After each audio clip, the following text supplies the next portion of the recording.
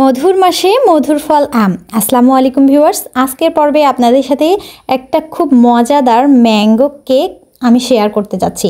এটা এতটাই মজা যে একবার যদি বানিয়ে খান তাহলে কিন্তু এটা স্বাদ সারা জীবনের জন্য মুখে লেগে থাকবে। আর যাদের বাসায় বাচ্চা আছে তারা কিন্তু এটাই অবশ্যই ট্রাই করবেন। এটা খুবই হেলদি, খেতে খুবই মজার। চলুন তাহলে আর দেরি না করে আজকের এই মজাদার ম্যাঙ্গো কেকটি আপনাদের সাথে শেয়ার করি, যাতে করে আপনারাও এই মজার সিজনে মজার আম দিয়ে এই কেকটি বানিয়ে ফেলতে পারেন। চলুন তাহলে শুরু করে ফেলি। প্রথমেই আমি একটা বোলের মধ্যে 1/4 কাপ নিয়ে নিচ্ছি রান্নার তেল। তাতে দিয়ে দিলাম হাফ কাপ চিনি। চিনিটা কিন্তু আমের মিষ্টির ওপর ডিপেন্ড করে নিতে হবে। আম যদি একটু কম মিষ্টি থাকে সেক্ষেত্রে আরও একটু বেশি করে চিনি অ্যাড করা যেতে পারে। তারপরে আমি চিনি আর তেলটা একটু সামান্য মিশিয়ে নিয়ে এর ভেতরে একটা নর্মাল টেম্পারেচারে থাকা ডিম দিয়ে নিচ্ছি। ডিম দিয়ে এখন ভালোভাবে চিনির সাথে ডিম তেল ভালোভাবে বিট করে নিতে হবে। হ্যান্ড উইংস দিয়ে বিট করলে একটু সময় নিয়ে বিট করে নিতে হবে। আর যাদের কাছে ইলেকট্রিক বিটার আছে তারা তো 1 থেকে 2 মিনিটের মধ্যেই এই কাজটি খুব সহজে করে নিতে পারবে। আর হ্যান্ড উইংস দিয়ে একটু সময় নিয়ে ধৈর্য সহকারে এটাকে বিট করে নিতে হবে।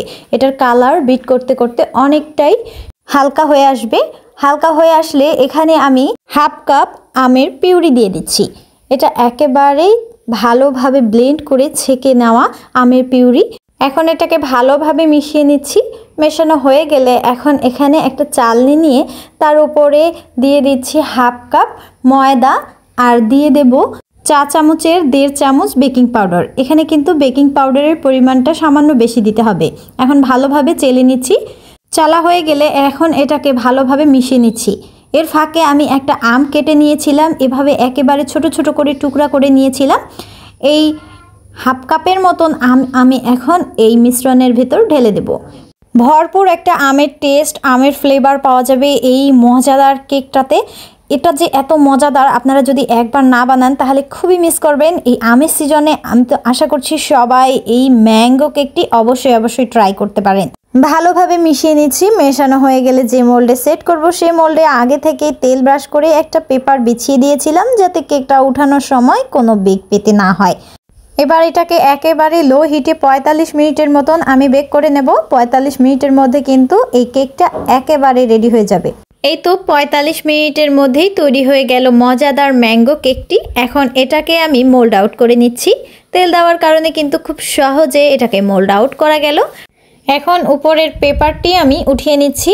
খুব স্পঞ্জি একটা কেক, আপনারা দেখতেই পাচ্ছেন স্কিনে খুবই নরম তুলতুলে হয়েছিল কেকটি। এখন এটাকে সামান্য ডেকোরেট করে নিচ্ছি। এখন আমি উপর দিয়ে একটা মালাইয়ের মতন দিয়ে নিচ্ছি। আমি 3 টেবিল চামচ পাউডার গুঁড়া দুধের সাথে 1 টেবিল চামচ কাস্টার্ড পাউডার মিশিয়েছি আর 2 টেবিল চামচ চিনি দিয়ে একটা ঘন মিশ্রণ তৈরি করে নিয়েছি। যতক্ষণ না পর্যন্ত এটা একেবারে ক্রিমি একটা ভাপে চলে এসেছে ততক্ষণ পর্যন্ত আমি এটাকে জাল করে নিয়েছিলাম। সামান্য ঠান্ডা হয়ে আসলে এখন আমি এই কেকের ওপরে এই ক্রিমটা দিয়ে নিচ্ছি। মাঝখানে একটু ফাঁকা রাখলাম, মাঝখানে আমি টুকরো করা আম এখানে দিয়ে নেব। আজকের এই রেসিপিটা আপনাদের কাছে কেমন লাগলো অবশ্যই কমেন্টে জানাতে ভুলবেন না। আর এরকম নতুন রেসিপি পাওয়ার জন্য অবশ্যই চ্যানেলটাকে ফলো দিয়ে পাশেই থাকতে হবে। কারো অন্য কোনো রেসিপি দেখার থাকলে তাও অবশ্যই জানাতে পারেন। তাহলে আজকের মতন আমি এখানেই বিদায় নিয়ে নিচ্ছি। সবাই সুস্থ থাকবেন, ভালো থাকবেন, আমার চ্যানেলটাকে একটু সাপোর্ট করে আমার পাশেই থাকবেন। আল্লাহ হাফেজ।